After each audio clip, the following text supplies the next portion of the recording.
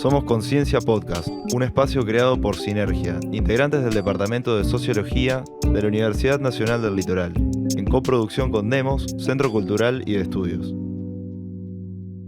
El día de hoy estamos con Gabriel Obradovich, es licenciado en Sociología y doctor en Ciencias Sociales por la Universidad de Buenos Aires. Actualmente se desempeña como profesor asociado en la asignatura Teoría Sociológica 2 de la carrera de Sociología de la Universidad Nacional del Litoral. Dictó cursos de posgrados en diversas universidades nacionales. Se integra como investigador en el grupo de estudios sobre historia, sociedad y cultura con sede en el IUCSO y actualmente dirige el proyecto de investigación Orígenes de la polarización social y política en la Argentina reciente. Gaby, muchísimas gracias por estar acá. Te queremos agradecer en primer lugar desde Sinergia y desde Demos. Un verdadero placer. ¿Cómo estás? Bien, muy bien. Muchísimas gracias por la invitación. Es un gusto estar acá. Y además los felicito por la iniciativa de los podcasts. Es una idea interesante para tirarle el hilo. Bueno, muchas gracias. Bueno, el tema que nos convoca hoy realmente es un gran tema. Es polarización, vamos a ponerlo así de entrada. Y realmente la primera pregunta que nace es preguntarte qué significa y de qué manera podemos emplear por ahí este concepto en los análisis políticos o en los distintos análisis, digamos, de la Argentina actual. Bueno, recupero un poco la historia de la idea. Nosotros tenemos un grupo de investigación de distintos docentes de la carrera de Sociología de la Universidad Nacional del Litoral y tenemos un espacio de investigación, un CAI, desde hace un par de años. Y un poco empezamos a pensar la polarización más cuando se hablaba menos de polarización y más de grieta. Y empezamos a tratar de pensar los orígenes de la grieta en la Argentina o ese primer proceso de alguna manera ya de polarización con posterioridad al 2008.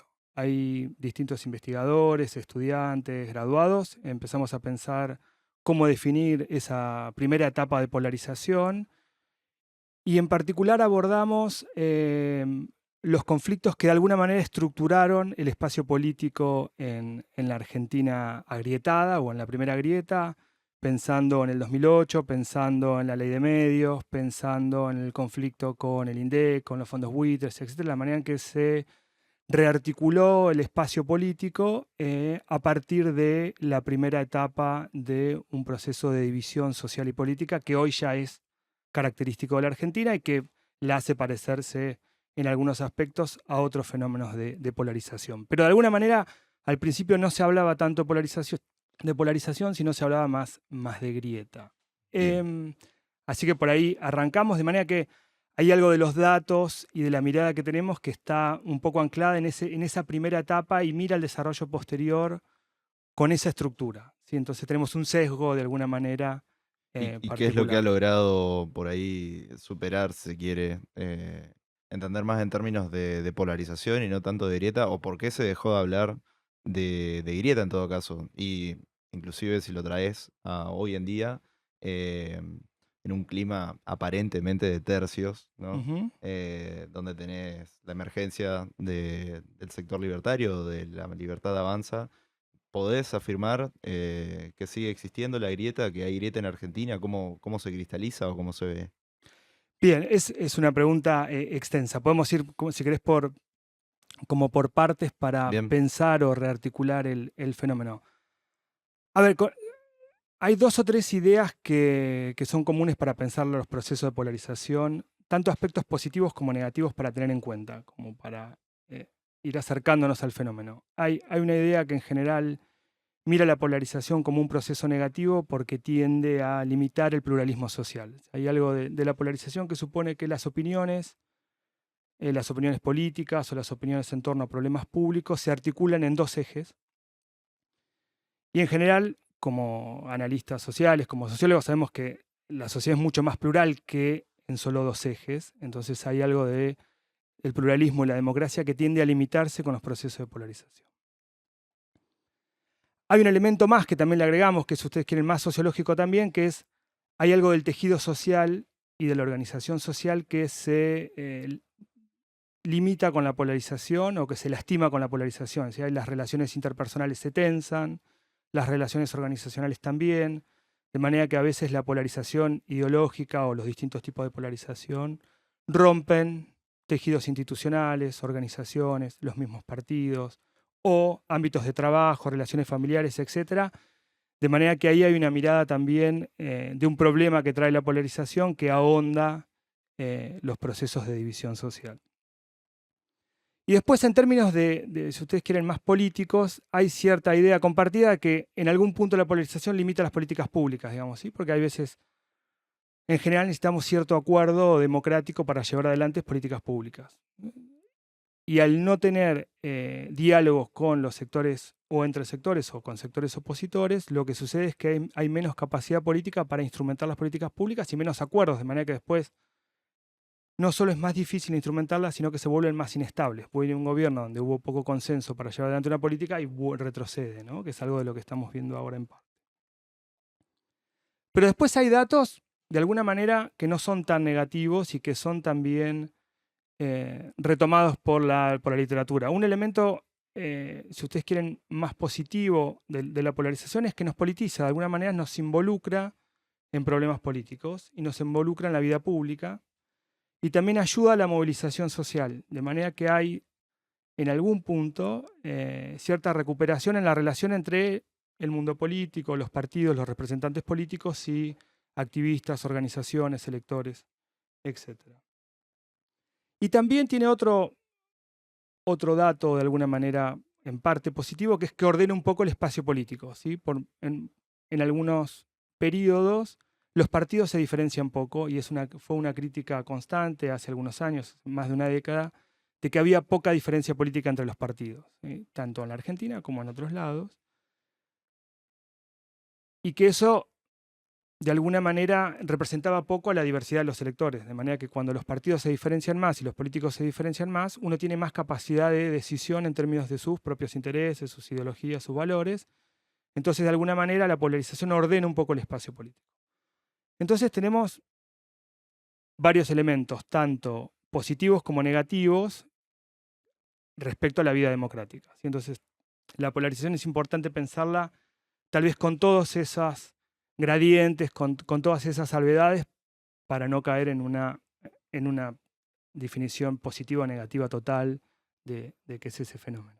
Bien, y un poco también me nace la pregunta bueno, ¿por qué hoy en día, inclusive hay un gran consenso, creo, en la academia, corregime si no, pero sobre, bueno, existe una crisis de legitimidad partidaria. Los partidos o sea, erosionan, digamos, desde adentro, ¿no? Y se puede decir que también van creando nuevos frentes, nuevos liderazgos que acompañan esos frentes y la creación de nuevos frentes que aparecen como una propuesta durante este año. Inclusive podemos llegar a mencionar, no sé, el caso de Larreta, por ejemplo. Eh, Aquí en Santa Fe quizá hay otra dinámica, después vamos a venir con el tema de Santa Fe, me parece interesante también tocarlo, pero la pregunta sería, bueno, ¿existe la crisis de legitimidad partidaria?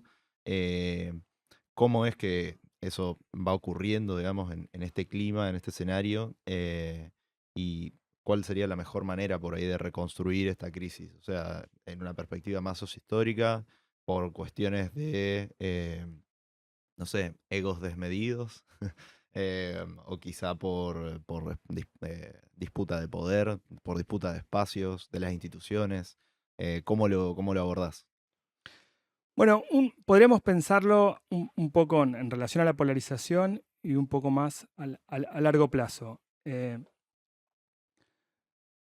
La crisis de representación fue un hito y fue un tema en los albores del 2001 y se había discutido desde unos años antes, casi toda la década de los 90, por la distinta literatura, tanto nacional como internacional. Y ese proceso de crisis de representación se fue saturando en los primeros años del 2000 en la Argentina y en buena parte de los países latinoamericanos, ¿sí? Es decir, hay una recuperación de la legitimidad política, un conjunto de políticas públicas que van, de alguna manera, recuperando la estima social frente al mundo político y frente a la intervención estatal, crecimiento económico, más mejoramiento de condiciones sociales, aumento de los salarios, etc. De manera que ahí hay un primer momento de acercamiento de la representación política o un nuevo esquema de funcionamiento de la representación política. Y la polarización activa mucho más. Si uno mira lo que sucede con posterioridad al 2008, si bien el espacio político argentino se reorganiza atrayendo lectores, atrayendo grupos, atrayendo movilización, para poner dos hitos no necesariamente encadenados en el tiempo, pero hay una nueva etapa del kirchnerismo o un segundo kirchnerismo que se alimenta de un gran apoyo social, de una gran movilización electoral, pero también de grupos de jóvenes que se politizan, es decir, hay parte de la sociedad que se acerca al mundo político participando en distintas esferas del mundo público. Y unos años después hay nuevos partidos, el PRO es uno de los ejemplos más renombrados, donde también hay sectores medios ligados a la centroderecha que participan activamente en organizaciones de la sociedad civil, en iglesias, en fundaciones, en ONG, etcétera, que se involucran en el mundo público. Entonces uno tiene ese rasgo, como decíamos hace un rato, más positivo en esa primera etapa de la polarización. Y ahí no necesariamente está ligado a una crisis de representación. Sin embargo, haciendo como un paso mucho más largo, la polarización también es un proceso, ¿no? Una interacción del mundo político y en ese proceso puede tener una etapa de mayor efervescencia, incorporación y atractivo para el mundo social, pero también puede ser muy expulsivo. Y de alguna manera los últimos años combinaron una polarización muy expulsiva entre el kirchnerismo y el antikirchnerismo y una mala gestión, tanto la gestión de Cambiemos como del Frente de Todos, de manera que fue expulsando electores, adherentes, parte de esos mismos grupos políticos se fueron dividiendo y se creó efectivamente un espacio nuevo donde la nueva derecha en parte hace pie.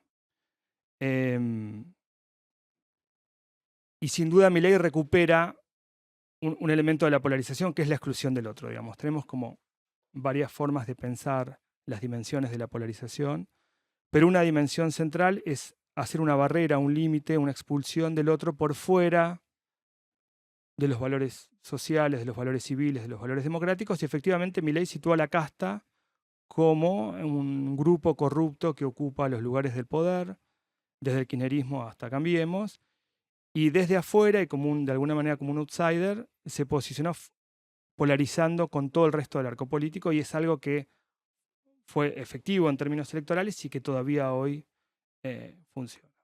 Frente a esta idea de la política como fundamentalmente emocional, ¿no? Es como, bueno, nos vimos de alguna otra forma envolvidos por todo un proceso que, bueno, superaba de alguna otra forma, no solamente las expectativas, sino también las formas, eh, bueno, el respeto también por cierta institucionalidad, digamos, que ha reforzado la democracia en este post-2008 que estamos hablando. Y bueno, de alguna otra forma se construye, ¿no? Como, bueno, una narrativa como muy violenta, una discursividad también que moviliza una serie de emociones que, digo, despiertan en la gente un odio, un resentimiento, un recelo hacia un tipo de política, hacia tipos de políticos también, muy enojados con un esquema más tradicional, ¿no?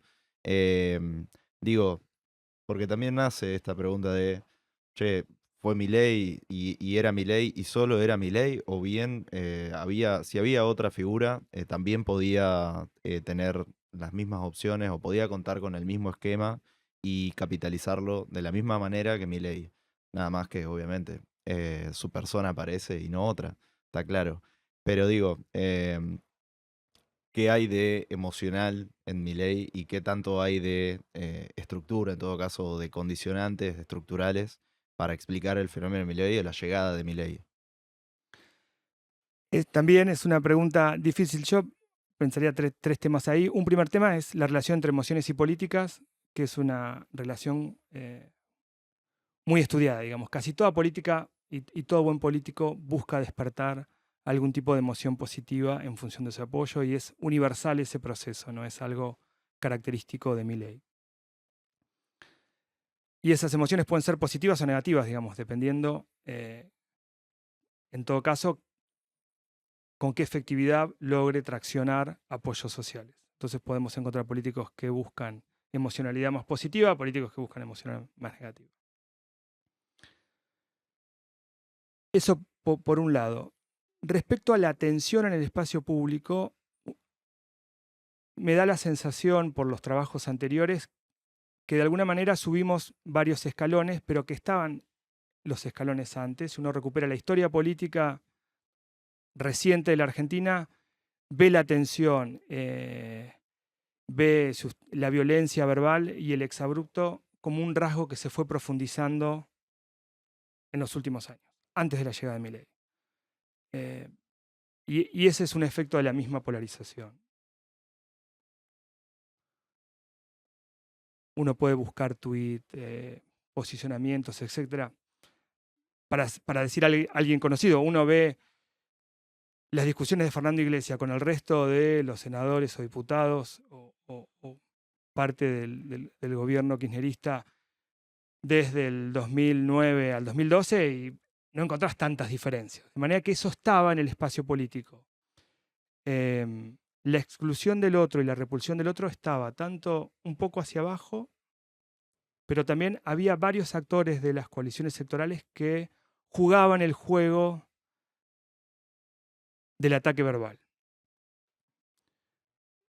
Milei puso sin duda un escalón mucho más alto, pero hubo una etapa previa donde eso existió y si no, me parece que no entendemos qué es lo que sucede con Milei, porque de alguna manera Milei se posiciona frente a algo que ya estaba o que era una condición anterior.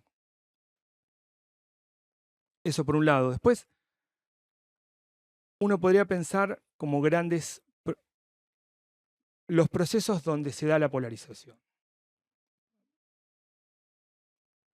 La primera polarización, la de la grieta, la de con posterioridad al 2008, fue un periodo de crecimiento económico donde la disputa se centró en relación al kirchnerismo y al antikirchnerismo.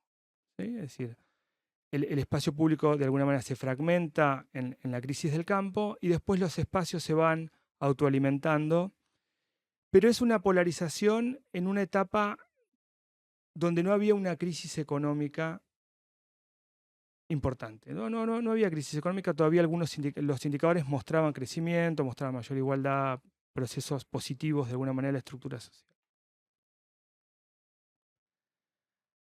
A nosotros nos da la sensación que el crecimiento de Milei en pandemia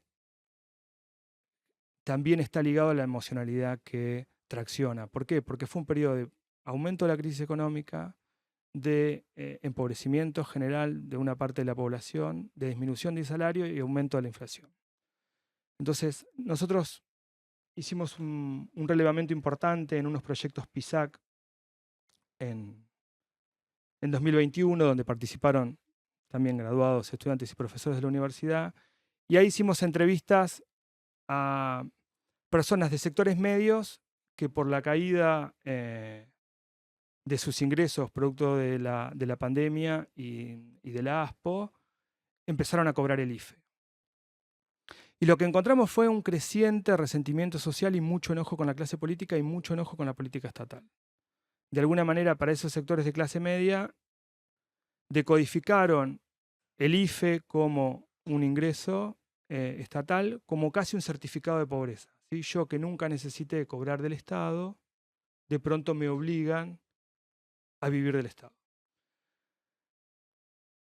Pero no solo en esos sectores, también en sectores más humildes encontramos muchísimas emociones negativas, muchísimo resentimiento social, muchísima bronca respecto a las políticas públicas y al desmejoramiento de sus condiciones de vida. Y es en ese proceso de crisis, de pandemia, de enojo, bueno, la muerte que atravesó también el mismo proceso de pandemia y la crisis del gobierno, lo que me parece que le da el otro tono a Milei, que es ese tono tan negativo respecto de la emocionalidad, es decir, profundizar el resentimiento, profundizar el odio, profundizar la expulsión del otro, porque de alguna manera su legitimidad nace en ese contexto. Digamos. Hay algo estructural que se produce en pandemia que hace los procesos distintos de la polarización. Bien. Me vino el chiste de. Hay un momento en la película de Batman donde está todo oscuro, obviamente, y aparece Batman en sí y dice, I'm vengeance, o sea, soy la venganza. Y bueno, me recordaba un poco eso, porque también mucha de la gente que se ha proyectado, digamos, sobre todo en la dimensión cultural, ¿no? Como los altavoces o como los referentes culturales de Milei han explotado eh, una serie de estrategias, obviamente, de narrativas, discursivas y de imágenes, pero que tienen un diálogo también con bueno, una persona esto, que está en búsqueda de un propósito, digamos, que viene a salvar a la gente, que viene también por el camino más saludable, digamos, más sano. Pero bueno, nada, este chiste aparte. Cuestión, me interesaba ahora poder tocar también un tema que realmente me llama la atención, a mí particularmente, y es que tenemos un presidente que no ha pisado 22, si no me equivoco, o 21 provincias de las 24 que tenemos. Es realmente llamativo, o sea, creo que no ha pasado, no sé, en otro momento, no sé, corregime, pero creo que no. Eh, ¿Cómo impacta? En todo caso, también fue efecto de la polarización o, en todo caso, de la digitalización de la derecha, como habla, por ejemplo, Pablo Semán, eh, el impacto, digamos, en las federaciones y la respuesta positiva que hubo de las provincias con Milei y cómo afecta esto también al esquema de partidos provinciales. O sea, cada vez se refuerza también más la imposibilidad de un partido provincial poder volver a competir por las elecciones nacionales. Y creo que hay algo ahí que se va como desdibujando en el esquema provincial y nuevamente Buenos Aires aparece como la provincia que, bueno, tiene de alguna otra forma la fuerza, digamos, de poner a sus candidatos ahí nuevamente en el sillón de Rivadavia todo el tiempo. No sé qué pensás de esto igual, si tenés alguna postura sobre el tema provincial más que nada. Yo pienso que hay varias cosas que se superponen un poco en los procesos. La provincialización de la política es bastante anterior al fenómeno de Milei. Desde hace décadas se dice que los gobernadores o los referentes provinciales alambraron las provincias, ¿no? Es como una frase de alguna manera de la literatura de la política del interior, que es decir, bueno, los políticos provinciales se separan del mundo nacional porque a veces ese mundo nacional entra en crisis y sucesivamente entra en crisis, entonces hacemos calendarios por fuera del ámbito nacional, no nos plegamos a las elecciones nacionales, no elegimos gobernador con presidente y hacemos un núcleo separado de alguna manera de la lógica nacional. De manera que ese proceso es anterior, uno puede pensar en algunos partidos con alguna organización nacional, el peronismo y el radicalismo fuerte hasta tal vez mediados de los 90, y después hacer alianzas, líneas internas de construcción nacional ha sido como muy difícil. Uno tal vez puede ver, pero muy lejos hace tiempo, Cafiero Menem con esa gran interna que buscó alianzas provinciales, después Renovación y Cambio de Alfonsín, la idea de Angelos de hacer una línea nacional y no mucho más. Después la articulación fue más difícil y fue más interpersonal y menos partidaria, de manera que hay algo de la institucionalidad de los partidos a nivel nacional que se va un poco resquebrajando. O en todo caso, cambia los ejes, ya no hay una línea política nacional que imponga a las provincias candidatos, organice todo, etc. Eso es. Me parece que eso es anterior. Ahora, en ese proceso uno puede pensar que para los mismos electores provinciales la lógica de polarización se aplica más a nivel nacional y se aplica menos a nivel provincial.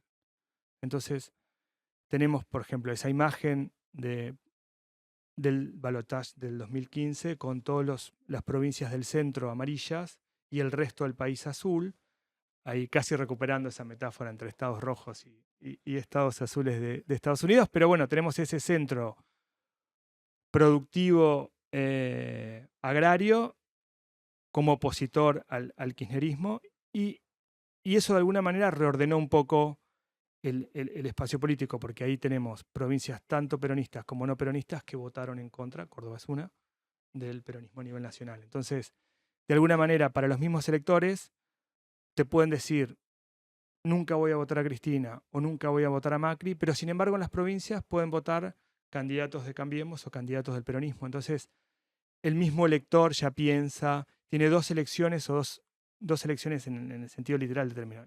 Elige de manera distinta provincias y nación. Entonces, ahí la polarización juega porque establece una distinción para el propio elector donde la política no es lo mismo, no es lo mismo el partido que me está gobernando. Entonces, algunas entrevistas que hicimos que salía y decía, bueno, yo conozco a la gente de este partido, ese partido podía ser radical o peronista, no importa, o podía ser del PRO, pero son gente del lugar, son productores o profesores, por eso los voto, pero en la nación nunca los voy a votar. Entonces, hay ahí una fragmentación de la misma percepción del mundo político, que bueno, que lo vimos también en el resultado de la elección a Milei. Es decir, los candidatos de Libertad Avanza casi no tuvieron poder electoral en las provincias, pero buena parte de esas provincias decidieron, o buena parte del interior decidió la elección de Milei. Después respecto al... Entonces Milei también tiene poco espacio para recorrer porque no pudo conectar políticamente con las provincias. ¿Sí? Claro. Después hay algo de la negociación que es estructural entre nación y provincias que no queda más que charlar, digamos. Los gobernadores están de alguna manera condicionados a hablar con Milei por una cuestión estructural. No es exacto el cálculo, pero alrededor del 70% de los ingresos los retiene Nación por impuestos y el número inverso es para las provincias, alrededor del 70% del gasto es provincial, de manera que, bueno, Sí, sí. hay que negociar coparticipación. Hay una asimetría de poder y de Hay una control asimetría de poder del total, control. sí, Sí. cierto. Bien, ahora quisiera poder tocar el tema provincial, particularmente, bueno, durante el 2004, si no me equivoco, hasta el 2015, hay una experiencia, 2004, 2015, 2003, 2015. Hay una experiencia de centro izquierda en Santa Fe. Diferente a otros esquemas también de otras provincias y por supuesto nacional. Esto representa una ruptura con el esquema nacional, como venís diciendo, y cómo lo caracterizás. O sea, primero, ¿crees que es posible una alternativa de centro izquierda para la Argentina hoy? O sea, que salga una línea nacional o que se pueda construir una línea nacional en Argentina desde Santa Fe, o bien cómo caracterizás la experiencia santafesina con el frente y en el esquema en el que está hoy, claramente no aparenta lo mismo, pero digo, ¿tiene esa capacidad de proyección o bien qué es lo que estás viendo hoy en día en Santa Fe, en la política de Santa Fe? Te abrí tres puertas si querés, Tres pero temas. sí, Vamos con polarización, que es el centro. bien,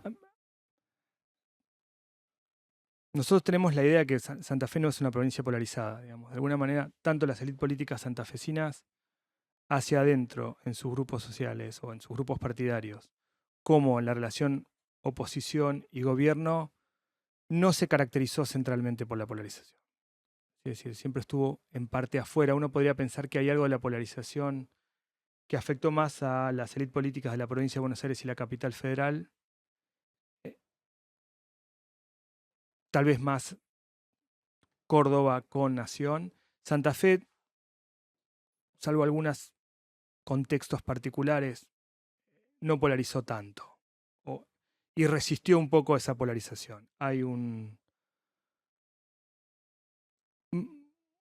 dos temas ahí. Uno es, hay una investigación de Hugo Ramos que sale en un libro sobre el kirchnerismo a nivel nacional de Pamela Sosa y Vicky Ortiz de Rosas, donde muestran un poco cuánto el kirchnerismo se fue hacia el interior, cuánto se pudo expandir como fuerza política y muchas de las provincias de alguna manera marcaron un límite al crecimiento del kirchnerismo, de manera que no se llegó, si ustedes quieren, a extender la polarización en toda la región. Eso por un lado.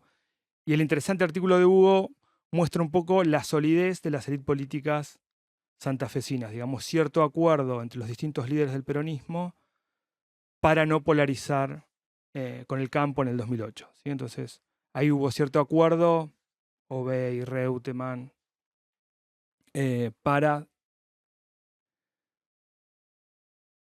mantener una línea partidaria sin romper internamente.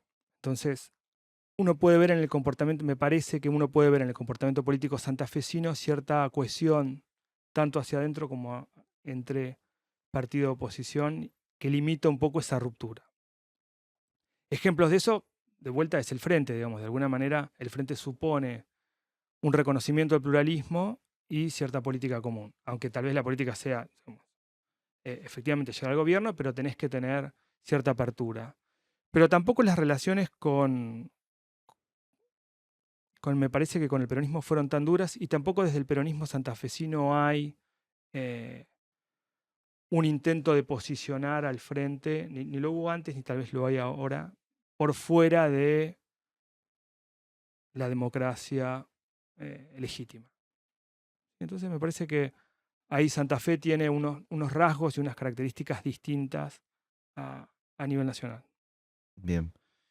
Bueno, Gaby, sí, ¿querés decir algo más? No, Con respecto de respecto a esto. la agenda de la izquierda, la, la centralidad política la tiene la derecha y es posible que la tenga por un buen tiempo. Sí, o sea, Y hay algo de la agenda que está marcando la derecha que es muy difícil pensar una alternativa porque ni siquiera está. recuerdo algo de Durán Barba ahora, pero 2008, 2010, o sea, era muy cool ser progre. Hoy en día está como muy denostado y todo el mundo inclusive está virando a, no sé, acepciones como cuca o ya que tiene una connotación negativa, peyorativa, que realmente te ubica en otro espacio. Y la izquierda tampoco teniendo la capacidad de diagramar un esquema competitivo, ni tampoco de poner en agenda sus temas. Sí, es cierto que yo creo que tal vez todo gobierno muestra sus límites en el proceso de gestión, a veces de manera más cercana y a veces en periodos un poco más largos. Las fisuras siempre van a estar porque uno puede decir hay una agenda que tiene la izquierda en relación a la igualdad, hay una agenda que tiene la izquierda en relación al progreso social de la población, hay una agenda de la izquierda en relación a los bienes comunes y derechos compartidos por una sociedad. Y yo creo que esa agenda va a entrar también en relación con los elementos o los resultados de un gobierno particular, en este caso el gobierno de la derecha, y esas líneas a tirar, esos hilos todavía no están claros tampoco. Me parece que es difícil en este contexto de crecimiento, de expansión, incluso donde al gobierno le están saliendo algunos de los objetivos que se ha planteado, como bajar la inflación, ver de alguna manera las consecuencias y los límites de eso. Entonces, también es cierto que hay algo de los procesos y de los tiempos en política que son muy importantes y, Ujú, bueno, todavía no están claros. Y estamos en un contexto de redefinición, ¿no? Hay claro. todos los espacios políticos se están redefiniendo, o estamos en una etapa de cambio. Hay muchas preguntas, ¿no? ¿Qué va a pasar con el peronismo? ¿Va a recuperar el liderazgo interno Cristina? ¿Va a haber otros peronismos? ¿Qué va a pasar con el PRO? ¿Va a terminar aliado a la Libertad Avanza? ¿Va a ser un socio menor? ¿Qué va a pasar con el centro que ocupa parte del radicalismo, parte del PRO enojado con Macri y parte del peronismo? ¿Eso se va a transformar en un espacio? Bueno, hay como muchas preguntas abiertas que no tenemos respuesta. Bien.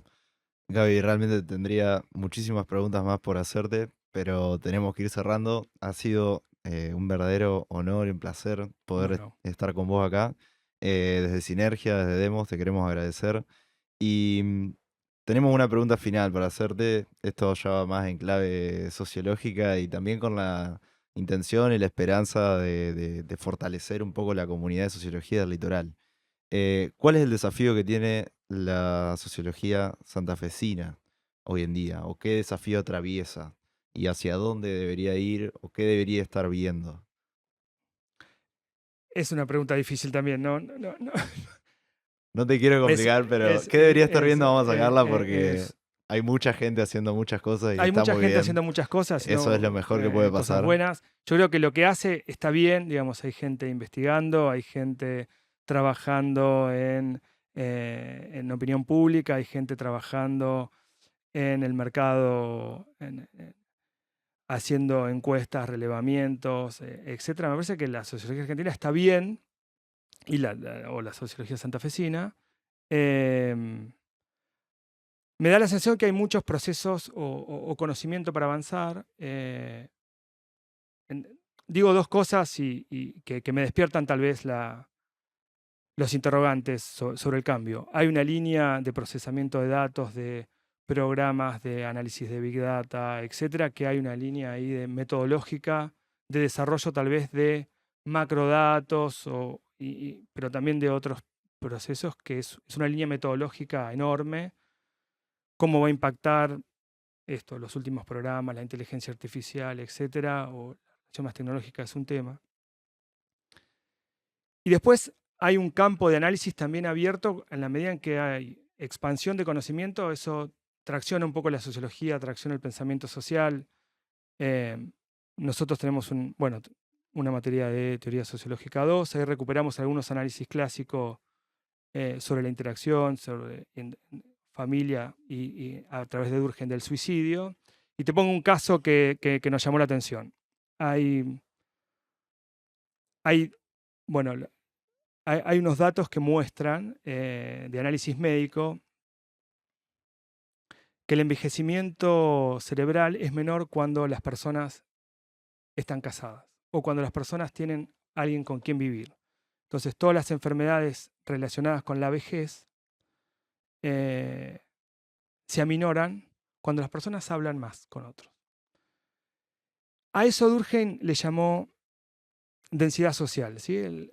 Las interacciones cotidianas que tenemos con los otros. Durkheim pensaba que era un elemento motivacional, que tener personas con las cuales interactuar motivaba y de alguna manera cargaba de sentido las relaciones sociales y un poco el sentido de la vida. Pero nunca pensó que eso tenía un efecto positivo en el envejecimiento neuronal. ¿Podrán los sociólogos decir algo? Sí, hay un montón de gente que lo está diciendo y ahí hay un avance entre áreas de conocimiento, ciencias cognitivas, ¿no? Neurociencias, ciencias sociales, etcétera, que podemos producir, ¿sí?, un mayor conocimiento y una mayor intervención social. Y son campos abiertos que se abren por el mismo desarrollo del conocimiento. Y me parece que vamos ahí a una profundización del impacto del conocimiento social en otras áreas, en las áreas de tecnología, en las áreas de salud, en las áreas de psicología, etcétera, que se abren campos nuevos y ahí me parece que hay mucho para decir con elementos que ya tenemos y que son importantes para nuestra disciplina. Gaby, muchísimas gracias. Bueno, un placer que me hayan invitado y un gusto estar con vos. Gracias. Esto fue Conciencia Podcast, producido por Demos y Sinergia.